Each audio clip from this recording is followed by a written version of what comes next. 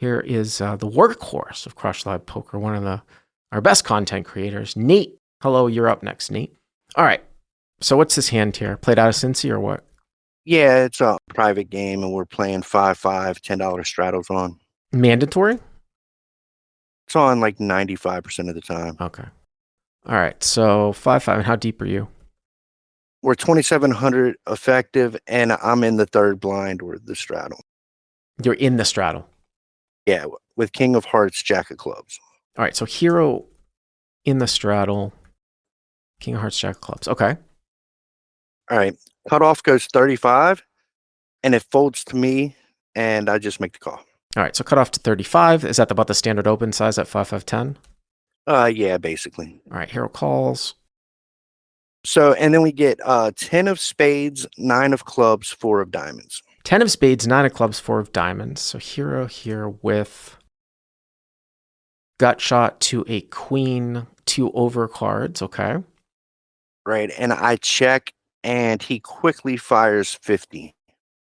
Cutoff fires 50. Is this a type of guy, and I know you probably have this mentally, I don't whether you want to share it with me, like the way that I would be thinking about this, like right away. I mean, sure, you have a candidate sometimes probably to check raise. And if I was up against somebody that I felt like did a lot of monkey c betting or over c betting in a certain situation, I might consider a check raise here.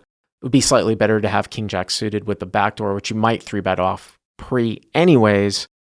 You might want to get some just sort of ace high types of holdings to fold off. Also, you know, you have like he opened from the cutoff, so he can have 10-9, maybe not 10-9 off, but you know, you connect with this board, maybe you have probably more to pair than he has. So were you thinking about check raising here some of the time? Yeah, so I definitely sometimes check raise, sometimes call here. And typically, if there's a flush draw on board, I would check raise a little bit more, and on the rainbow boards, call a little bit more. So okay. I still was thinking about it. And yes, he's the type of dude who's going to see bet like 100% here and have a lot of one and dones. Well, if he's got a lot of one and dones on blank turns, right? So if it's like 10-9-4, turns like a deuce, and he just like checks, or like a 5 or a 6 or something like that, there's a lot of times where you can just bet river, right, and get him to fold off with the ace highs. The only thing that I would say about that, though, is that you know, it's not just one thing that has to happen here, which is him checking back on a blank turn. You then have to get like a card on the river that sort of continues to be a blank and not an overcard to a 10 for it to really be credible, you know, to make that bluff. And there has to be a fair amount that goes your way for that to happen. Blank turn, non-overcard to a 10 river. Right, but the overcard, like if we hit a king or a jack, I'd probably just bet it for value anyway. Right. In an ace, you probably wouldn't, though, right? You just check fold, I assume. Just check fold, right. Yeah, so hero calls. Right. Hero calls. And we go to the turn, and it's going to be 180. Yep. And we get the 8 of clubs. So now you're open-ended. Yes. Open one-liner. Oh, so 10-9-4, check, here with King Jack. Turns the 8 of clubs, puts a backdoor flush draw out there. And so you know, it's not like the best card in the world, right, for overpairs here, right? Because Queen Jack comes in, right? Right. And I have a lot that beats him here. Right. You have a lot that beats him here. So again, I think what you're thinking about is the fact that you might just do some lead outs here, right, on the turn. Yeah, I thought about leading here, or if because like you said, he's going to check back even some overpairs at times. Yeah. And I actually decided we don't care if we get a free card here. Obviously, we have a lot of equity, and so I went ahead and checked. So you actually went ahead and checked. So hero checks, okay? Yeah, and then he fires 140. So now you definitely think he has something, right? Yeah, for sure. He's got a big pair here, I think, a lot of times. He's got a big pair here. Do you think that he'll come off of it, though, with a check raise? I do think if I check raise here, he's going to call a lot, but we can get him off on the river a lot as well. So you think that he's going to call up, but you can get him off here on the river, or is an alternative line to check call and then represent like a backdoor flushing card to her too? Yeah, we could do that as well. And there's a lot of cards that put one-liners and different shit out there as well. Right. So it sounds to me like you're going to check raise here, though. Yeah. All right. So what do you do here? I go to 420. So hero check raises to 420. Yeah, and then I told him it was a pot size raise. Very clever. So you check raise to 420 and you tell him it's a pot size raise. Okay. So hero check raises to 420, and what does he end up doing? He goes into the tank for about 30 seconds and makes the call. So now you know that he probably has an overpair, right? Right. So button calls, and now the pot is 1,020. Yep. Okay. So just to recap here, cutoff to 35, hero calls, 10-9-4, hero checks, cutoff fires 50, hero decides to not check raise, he just calls. Pot's 180. Turn is the 8 of clubs. Hero decides not to lead, he checks, button bets 140. Now hero check raises here with his jack open-ended draw. Hero doesn't necessarily expect the villain to fold overpairs all that much, but you think you can get him off of a lot of rivers.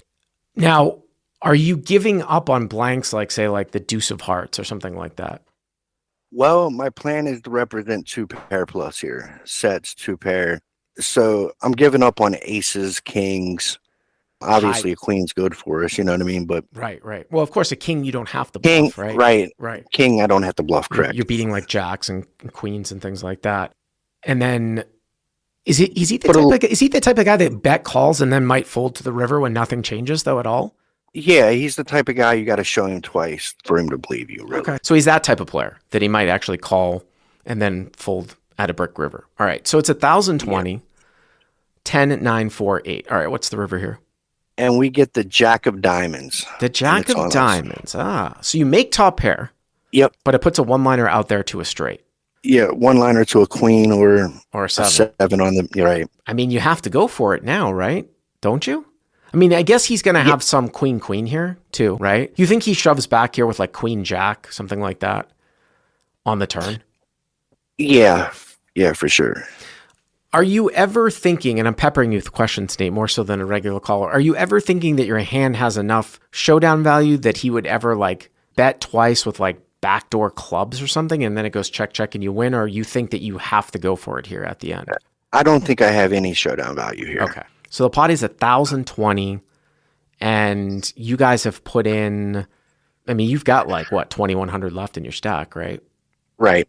So the question here is really about what sizing. Do we think is the best size, right? Because he's not going to fold the queen. Right, for sure. You block kings. He can have aces. So really you're trying to get him to fold off what?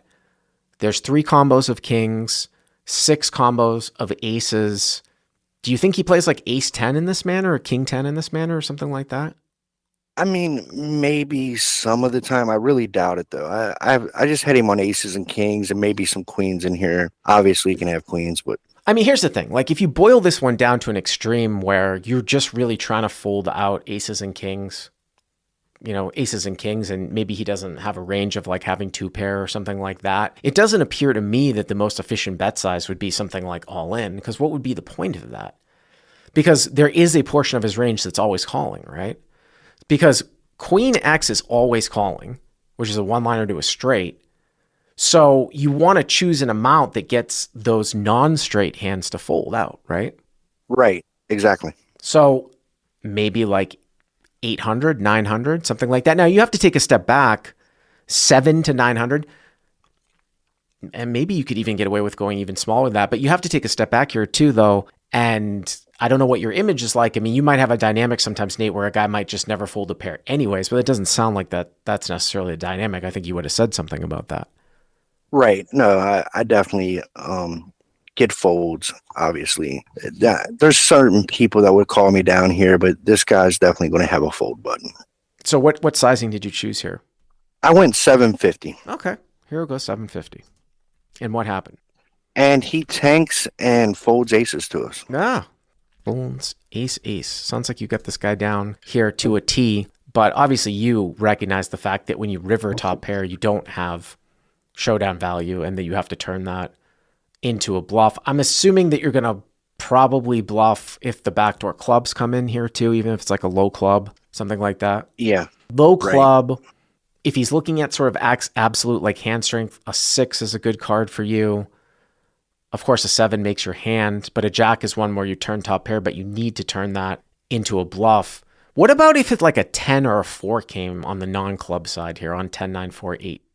I might actually give up on like a 10 or a 4. A 4 I would definitely give up on. Yeah. He's just saying he's not going to fold aces up, right? Right, because he's got aces up, and now like my Yeah. 10-9, 8-9 type of hands are Get counterfeit. Yeah. Right. Yeah, I think a So- 10 is an interesting one too, though. Right. So my other question is, if we had, say, Jack 10, 10-9 type of hand, Mhm. what size would you go on the river? I mean, you probably would have done some a fair amount of check raising with 10-9, or are you just saying that like he's always betting turn if he has an overpair and I want to maximize by check raising turn with 10-9? Well, right. If we check raised the turn, like played it the same way with 2 pair, Yeah. and got here, obviously we lose the queens, Right. but we still could get a call from the overcards at some frequency, right? Right. So, yeah. In an unbalanced way, you'd want to take a more blocking size here at the end, right? so you could either go real small, or you could just rip it in and try to look real bluffy, maybe. I mean, yeah, that's ripping it into. That's another thing that you open up to. Like, you know how sometimes it's weird, like where your 750 gets more fold equity than like some sort of polarizing bet. Kind of a weird thing with like, you know, in live poker where people will sometimes call you with a more frequency on a larger bet. So I think that's the second part of what you're saying here, right? Right. That's it. That's where my thought process was. Is if I go big, it could send alarm bells, like look fishy. I still like a blocking size here. I mean, if this guy folds to 750 and then instead you go 1700, I mean, that makes a lot of assumptions that he's going to call with aces at 1700, but he's folding at 750, where you can block for like 300 to 400 and get called. Right. No, I would actually expect him to fold aces still at a pretty high frequency, but there be some call frequency. But there'd be some call, because like if he calls 30% of the time to a bet of 2,000, right? You're making 600. That makes more money than if you bet 400 and get called 100% of the time, right? Exactly. Yeah. And interesting stuff. Thank you very much for the call, Nate. I appreciate it.